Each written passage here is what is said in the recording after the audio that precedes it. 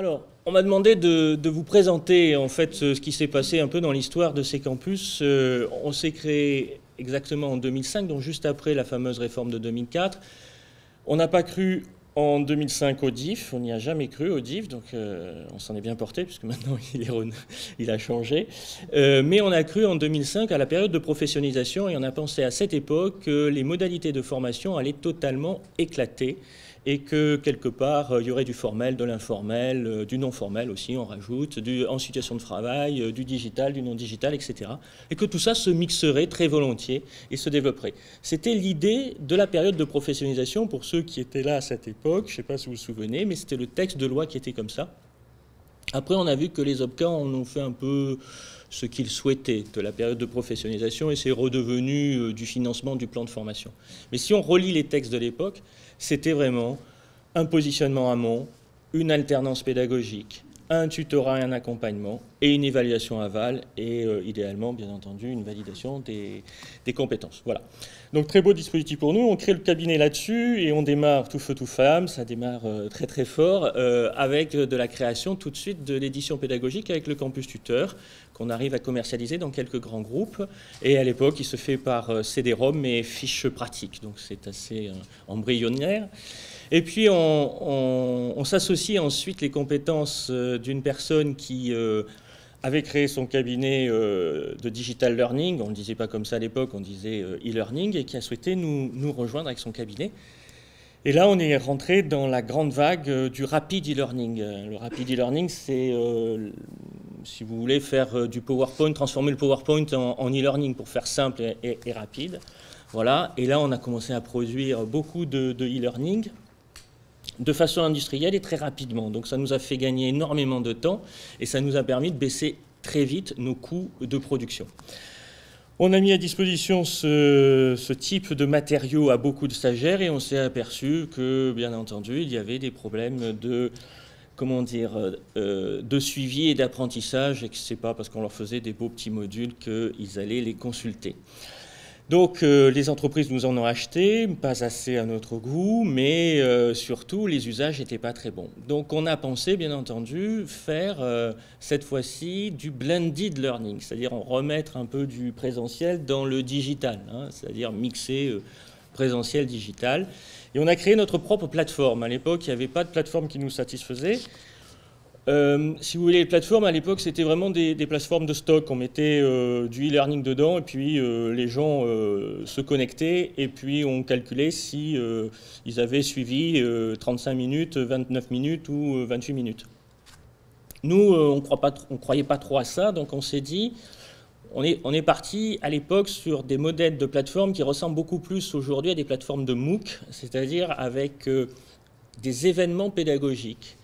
Et le stagiaire se connectait en amont de la formation, c'était un premier événement pédagogique, il avait des teasers de formation pour démarrer, il venait dans un premier atelier, il se formait dans l'atelier, il repartait après son atelier, il avait un nouveau mail qui l'invitait à se connecter à nouveau sur la plateforme et à avoir à nouveau du contenu différent, il revenait en atelier et il avait encore du contenu de l'atelier, etc., etc. Donc c'est cette... en fait, les plateformes de MOOC font rien d'autre aujourd'hui, sauf qu'elles mettent de la vidéo, et nous, on mettait du e-learning et du e-reading à l'époque, le e-reading étant des fiches pédagogiques. Voilà, donc on est allé là-dessus, ça a bien marché, on a eu des bons retours, sauf que je pense qu'on est arrivé un peu trop tôt sur le marché, hein. Je vous parle de ça, c'était 2009 à peu près. Et il n'y avait pas l'engouement. En fait, nous, on a senti vraiment, 2013 a été le déclic, c'était l'affaire des MOOC. Parce que les MOOC, c'est les directeurs, les directions générales qui se sont dit, mais il faut faire du digital. Et puis, on a eu aussi en 2013 la transformation digitale des entreprises. Et donc, digital devenait à la mode, donc il fallait tout digitaliser. Et là, nous, on a senti une vraie différence depuis 2 ans.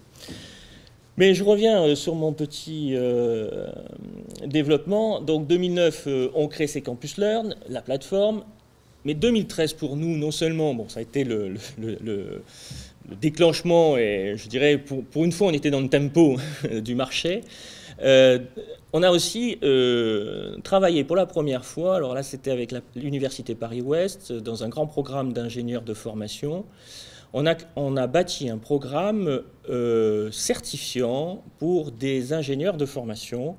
Et là, on a vu, et on a inclus aussi les réseaux sociaux à l'intérieur. Donc, on a pu se faire plaisir, c'est-à-dire que vous aviez un programme de 14 jours de formation, avec à la fin une certification qui était interne, et ça permettait, pour les meilleurs, de pouvoir accéder à une VAE, Master Pro 1 ou Master Pro 2, de l'Université Paris-Ouest, d'ingénieurs en formation. Et là, on a vu se transformer en fait nos formations et se transformer notre manière de faire, parce qu'enfin, on avait des stagiaires qui avaient un certain appétit à la formation.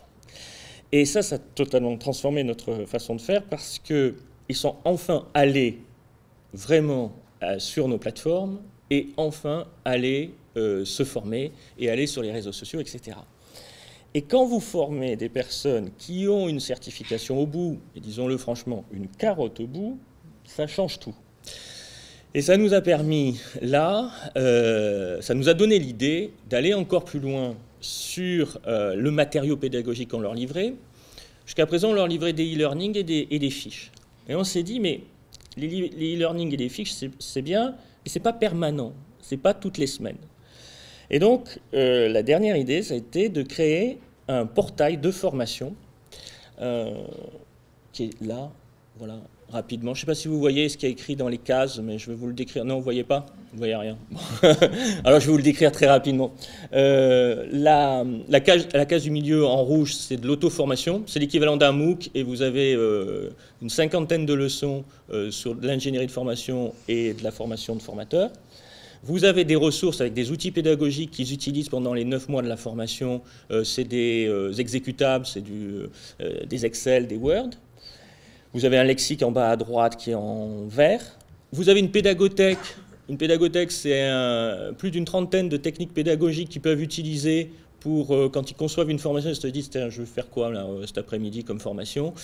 Hop, je vais faire un brainstorming pédagogique, un pitch, une visite de musée, etc. Et donc, on a mis toutes ces techniques pédagogiques à disposition. Donc, on a appelé ça pédagothèque, on a fait un néologisme. Et puis surtout, deux choses. Le réseau social, il est en bas à gauche, je ne sais pas si vous le voyez. Et la veille.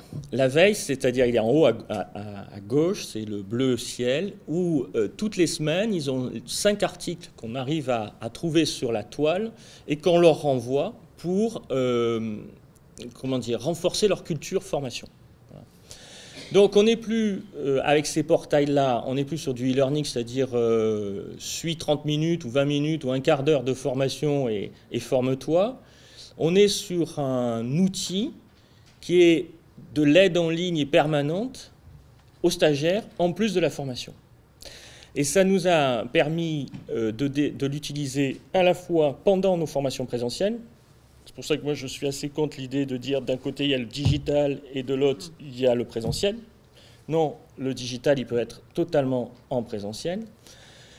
Et ça nous a permis également de faire du suivi et de rentrer dans des dynamiques de réseaux sociaux et donc de dynamiques d'échange avec les stagiaires. Voilà. Alors ça c'était 2014-2015. On a eu une première plateforme qui avait des erreurs ergonomiques, donc on a été obligé de la refaire entièrement. On a recréé une en 2015.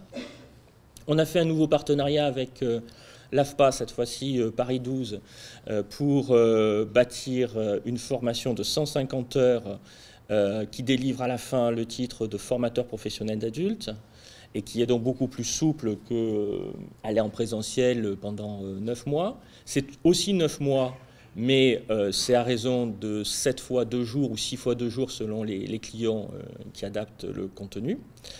Voilà, et bon, et comme ça marche, là on va sortir le mois prochain la même chose, mais pour les tuteurs. C'est-à-dire qu'on aura un nouveau portail de formation pour les tuteurs.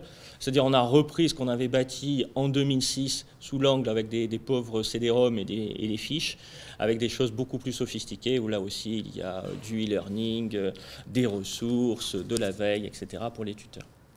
Voilà donc un peu l'histoire rapide, le cheminement. Je ne crois pas qu'on ait tout réussi, loin de là, parce que si j'avais tout réussi, je pense que on serait beaucoup plus haut. Voilà. Aujourd'hui, on est un cabinet donc de 9 consultants permanents. Bon, on est parti en 2005, il y avait une personne, donc bon, déjà, c'est pas un échec. Les 8 consultants permanents, pardon, 8 consultants permanents et une assistante sont toujours là depuis le début. Et ça, on y tient.